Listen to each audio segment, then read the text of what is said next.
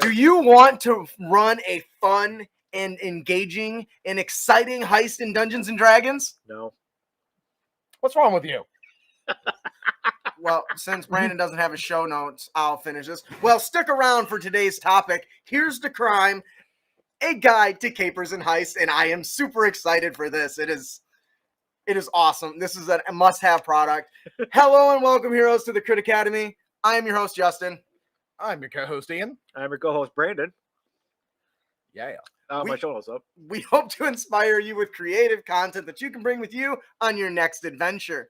Today, we are about to dive into one, in my opinion, one of the fun aspects of playing a rogue that 5th edition doesn't cover very well. And of course, that means somebody else had to fix it or at least write some details.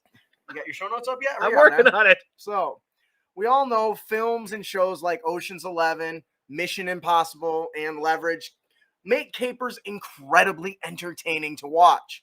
But we know that it can be difficult to capture that same excitement at the gaming table.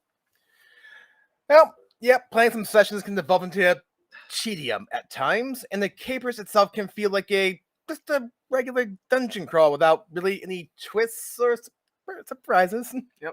Well, here's the crime. A guide to capers and heists helps you to evoke the energy and mood of our favorite heists and capers by breaking it into 4 possible approaches over 3 different phases. And I'm excited to talk about this today. As I said, this is an absolute amazing product, and it's something that everyone and their mother who wants to run a successful 5th edition caper needs to really delve into. So I'm gonna have to put these side by side so I can still keep track of chat. Yep. All right. So let me zoom this out a little bit. No, I can't. All right. Let's get it up. We'll pull it up on screen so you guys can kind of follow along with us as we do this. Here, boom. There it is. And it's also worth noting too, like the whole document's like what, 6 pages? Yes, So. it's why is that making that big? I don't want it to make it big. Figure it out. There we go. I got it. All right. That's the wrong one. Alicia will fix that, right? All right. So let's scroll through this bad boy here and take a look.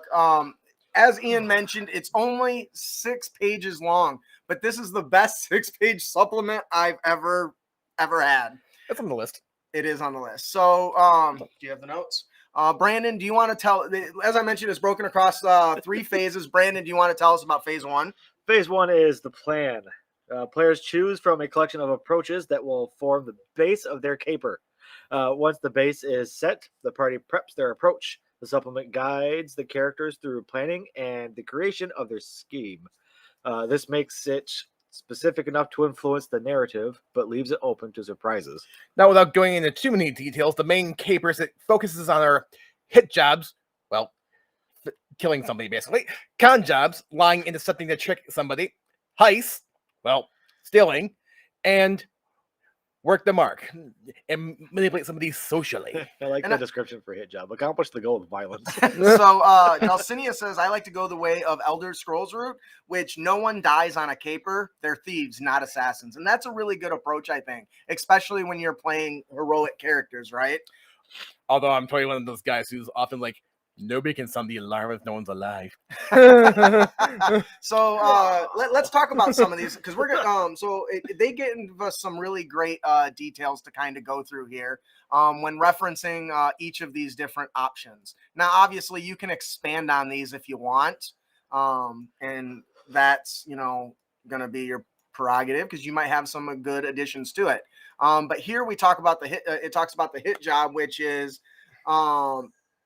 you have to basically tell them that you have them tell you the target and where they want to ambush to happen. So let's say their job is to assassinate a noble, right? You put it in the player's hands. Where do you want to do this? Well, they're going to have to figure out where the best place is, right? How do you think they're going to go about that? That entirely depends. For a noble? Yeah, we'll use a noble because that's the most common snooty a-hole that needs a good, hit job, right? Yes. So what are some ways as player characters you would come up? Because if as the DM, it's my job to say, tell me where this is going to go down. Where are you hitting them? Huh. You can always bribe like the noble scribe or something like that to figure out what his destination schedule is going to be. Okay. Figure out where he's going to be going, where they're going to be heading. Or you could bribe off some guards and take their armor, pretend to be a guard. Okay, so you're talking about hitting them in their home base, right, or in their house, right? Either at home or on their way to some like thing. Let's use something that we used in the past game. We know that the noble is going to be throwing a party. Okay. Which is going to be a relatively public event with other people, well, more people than usual going to his establishment. Okay. So that could offer possible avenues to get in. Like, be it forging documents to say, I'm a guest, or getting hired to be the help. Yeah, and I think this is a really good, you make a really good point there, because that's an opportunity to exercise the more social aspects of the player's features. I'm thinking disguise kit, forgery kit, all those things come into play there. And by asking the DM, hey, or by the DM asking the players, you're forcing them to do a few things. They got to now do reconnaissance, right? Mm-hmm. They have to know, okay, we're going to hit them at the masquerade. When is it? What time is it? What guards are there? Right? Yep. And that kind of expands that option, because now it becomes, how are you going to do it? We know the goal is to take them out, but you're basically asking them to solve their own problem and build their own adventure, which honestly makes my job easier as the DM, right? Ooh, if it's a masquerade, if everybody's wearing a mask, they may not be having their face on display in public, so you don't know who it is, even if they're in plain sight. Ooh, and if they're like a mob boss, they might be used to this sort of shit, so maybe they have a doppelganger.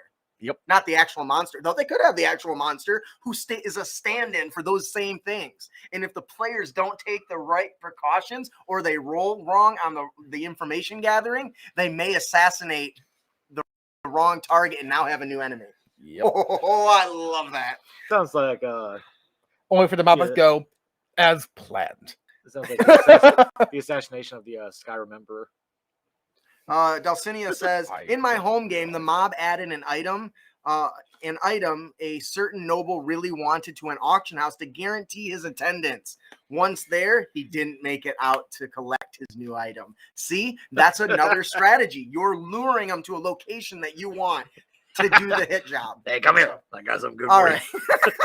So let's take a look here at the next one for the first planning phase, which is the con job. So if the caper is a con job, what is the method of deception? You want to broadly know what they're lying about, but not every single detail on the con. So a couple examples are, we want her to think I am her long lost uncle, is a perfect amount of detail. It gives you a lot to work with.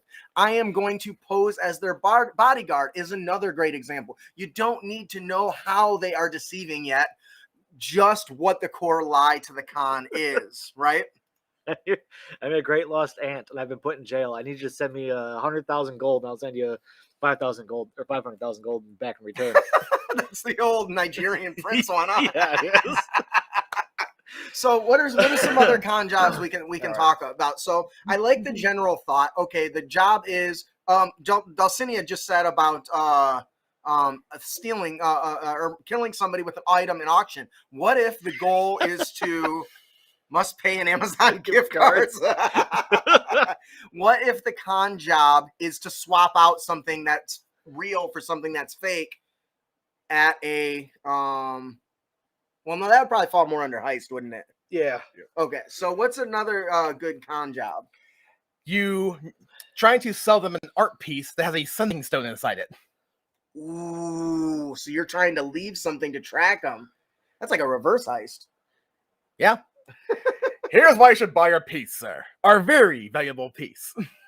I like that. Trying to sell them something. Pretty much selling something to somebody is not worth as much as you're saying it is. Yeah. Yeah, that's.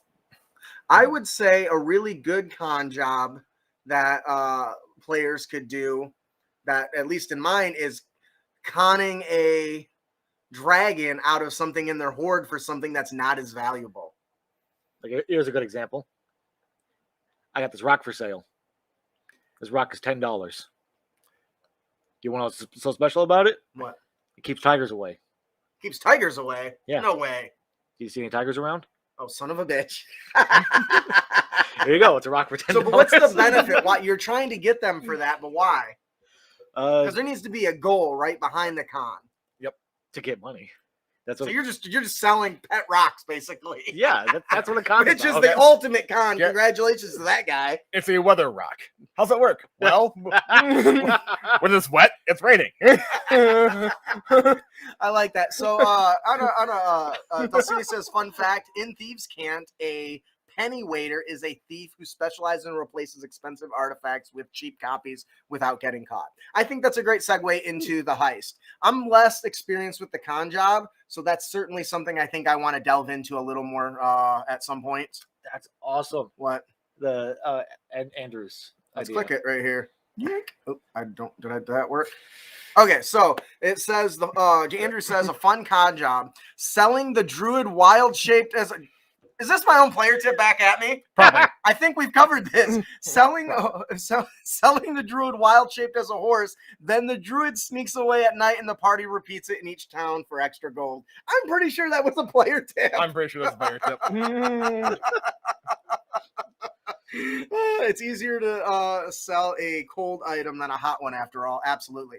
All right. So then, Brandon, do you want to tell us about heists? Oh, the heist. And the method is, if the method is a heist, you want to know where they're sneaking in and when. Players will be tempted to spend 40 minutes arguing about it. If the east window or the west window is better, don't let them in. Or don't let them. Okay. We're hitting the wizard's tower while everyone is distracted by the tournament. Or we're entering the archives through the sewers. Now, heist, this is Ocean's 11 is the perfect example of heisting. Mm-hmm. Yes. So let's Dragon Heist if you played it. Let's talk a little bit about that then. So, the heist is something that I really, really like because, and let's use the example we just talked about with sneaking into an auction house and replacing an item. Yep. That to me is interesting because magic items are a thing. So if somebody has this powerful magic item, that just kind of sits at their waist most of the time or is on show, trying to sneak in, replace that for your own benefit and not let anyone. So you know what's cool about this is there's a spell just to do this. Did you know that?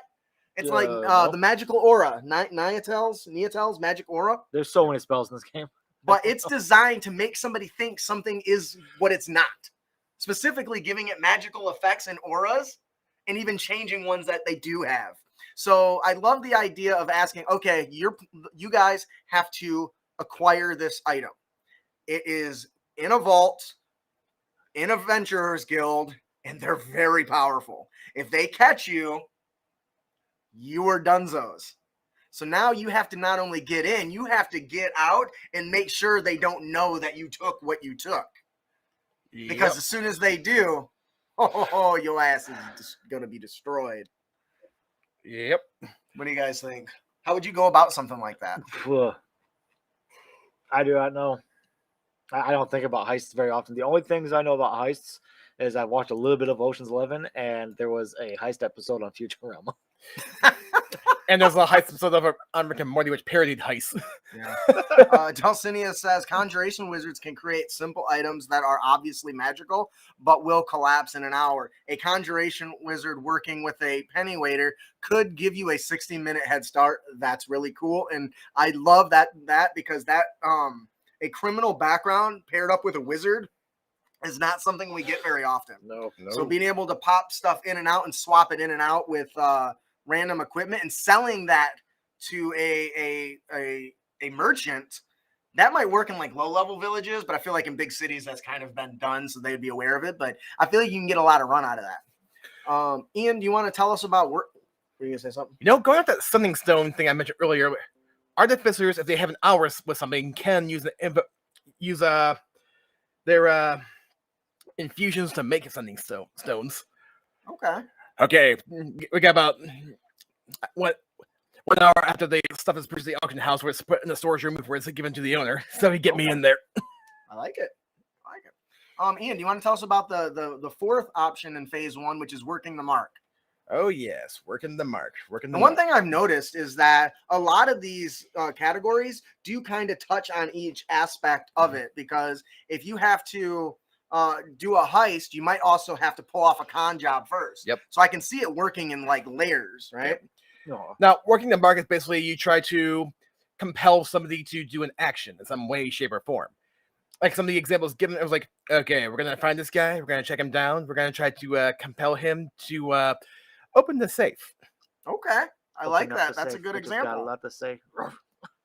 And sometimes it's even that's a really good straightforward one. Yep. But getting leveraging some sort of juicy goodness to get a specific noble to vote against somebody else when you're trying to get a particular law passed or trying to get a faction to agree with you. I also think that you could take the work the mark as on the blackmail route, which it mentions here, which I really, really like, because nobles are notorious for having skeletons in their closet, right? Oh, yeah.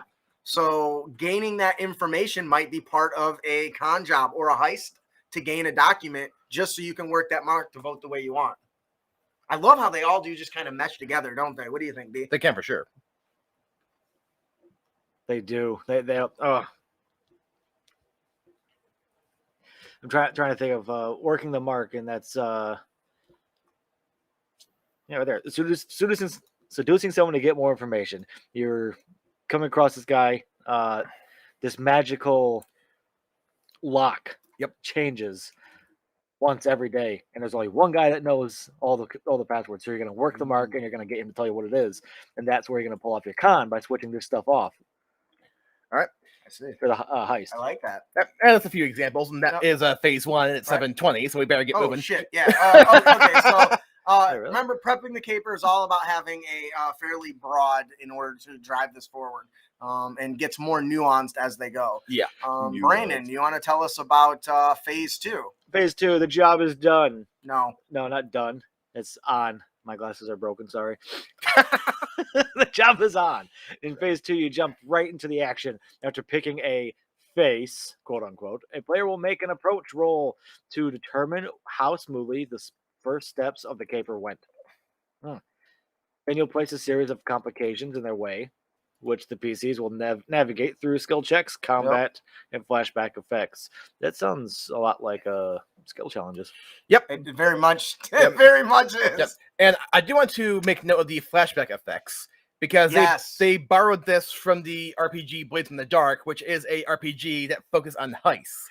we were online talking about something. He's like, I should really read this, and he holds up the book. And I was like, I'm pretty sure some of the ideas come from that book.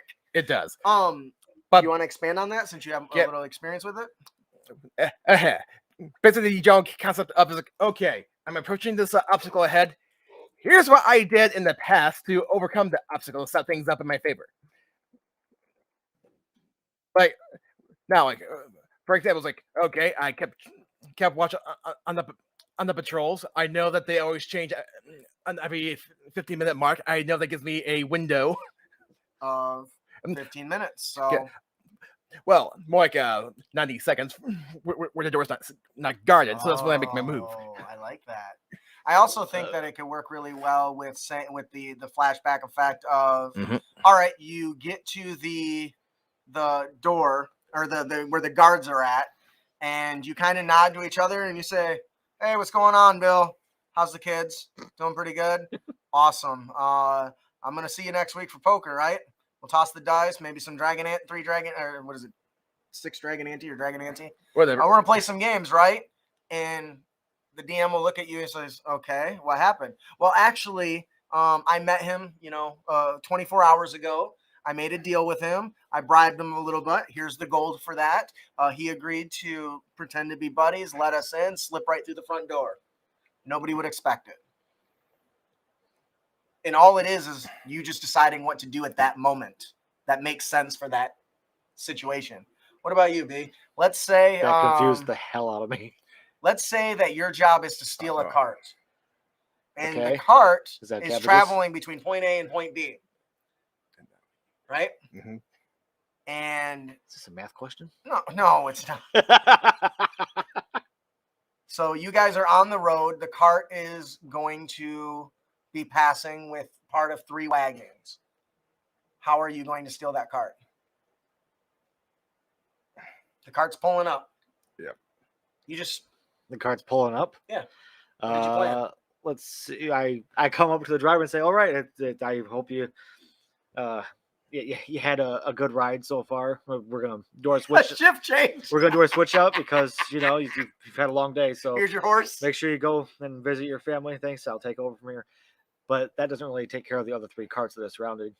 No, but that's part of it. That might be only phase 2, right? Mhm. Phase 3 is coming up. Oh yeah. Right. So with the there's a couple different approaches you can take when you're doing the more face-to-face aspect, right? Picking a face, the player that'll do the discussions. They actually have some things here that actually show, you different modifiers depending on what they're doing. So if you pick the barbarian as the for the hit job, that's going to have a different approach than, say, if you pick the bard for the hit job, and they kind of give you some guidance to that. We're running out of time, so Yep. On to phase 3. So I guess I'll take that one. Where are we at here? Did I pass it? Probably. No. Okay, so phase 3. In phase 3, the PCs will finally reach their goal. They'll work together as a team, execute a perfect coordinated plan, like clockwork, and escape with no one the wiser. Hopefully. Yeah. Now, when it comes to the getting the score and everything unfolding, there's great ways to do. They actually have a caper skill challenge in here, by the way. You guys mentioned that earlier. So now that they've got the score, for me, this is also the opportunity to keep, when you're going through this, keeping track of all the skill checks. And this is the opportunity where they can succeed, but at a cost, right? So for me, when you do skill challenges, you can succeed, but still have a complication or a challenge to overcome after the fact, right? Aha, I found out you're planning to assassinate me, so I knew that you knew. But I knew that you knew that we would find out, so I knew that. So what I'm envisioning, let's say your guys' goal is to get into this auction or get into this vault, steal this magical mirror, right? That's your goal. You guys have stumbled along the way. You've got into the vault. But just previously, Brandon failed his stealth check. Fuck me. During the infiltration, he knocked over a vase. And unfortunately, somebody heard. So now you've got the item. It's in your hands. But because there was a failure along the way, you now have the alarm going up. So now you have a whole new set of challenges to overcome to escape. Now, when I do skill challenges, if you... Go ahead. Plot twist. Another thief heard about your heist because somebody failed a check earlier, so therefore he thought he would take advantage of it, set up a distraction, so Brendan would screw up, which would create an opening for him to go into the vault. That is totally something Black Cat would do. Yep. I was playing in the Spider-Man games where all the bank robbers are going on and stealing stuff. Spider-Man swoops in to kick their butt, and at the last second, she helps and then swipes off with what she wanted. So they stop the big thing, but some complication caused him to get it. So I like the idea of not a guard being outside there, but a villain holding a big giant horn saying, all right, if you don't give that to me, you're going to be locked in there as they're shutting the vault door. Oh, maybe. I just love this. This is a very short document, but it has got so much goodness in it. Garwin says, if you have access to glibness, it might be fun to use, though it might have to be a high level for this. Absolutely. And I think higher levels are actually more challenging because now you have to deal with magical wards and stuff that are definitely present. Maybe hire an archmage to cast on you. Nice. Okay, I took some measurements, and the vault doors are 5 feet thick, and I'm going to go ahead and cast the blink spell to go to astral plane, run forward 10 feet, which will get me to the vault, into an open area, and blink back in there. That's nice. I like that. So there's a lot you can do with this, right? And once again, it's a small document. I highly recommend picking it up if you can. Use our affiliate link. We do get a small kickback when you guys buy from using. If you click on any of our products, that takes you there. We get a small kickback. So when you plan to buy from DM's Guild, take one of our links there. Please. But yes, please add this to your DM toolkit.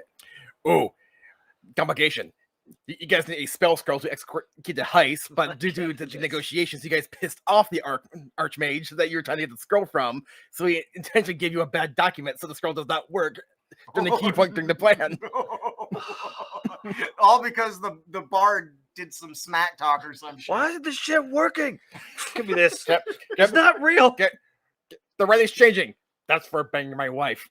That damn bard. All right. Ouch.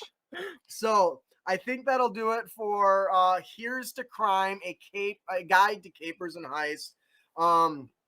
Huge kudos to the creator of the document, whose name is Jimmy. Jimmy. Jimmy Merritt. Well done. You got a buyer in me, obviously, because we're talking about it. It's a good product, man. Well done. Yep. So, before we move on to our Unearthed tips and tricks, I would like to let everyone know that Capes and Crooks, a 5th edition superhero RPG, is going to be available January 15th. Woo! January 15th on Drive-Thru and on Crit Academy. I am so excited for this. I cannot tell you. Yep. We did launch it on Kickstarter. We didn't quite hit our goal, which meant I had a bunch of work to do. I had already put a year or plus of work into it, so of course we pushed it. If this is something that excites you and you are interested in the Kickstarter, please consider picking it up on day one. It drives it up to the top of the charts, so more people will see it. It would mean a lot to us, and I promise it's a lot of fun. At least this guy can attest to it because he got to play. Yeah.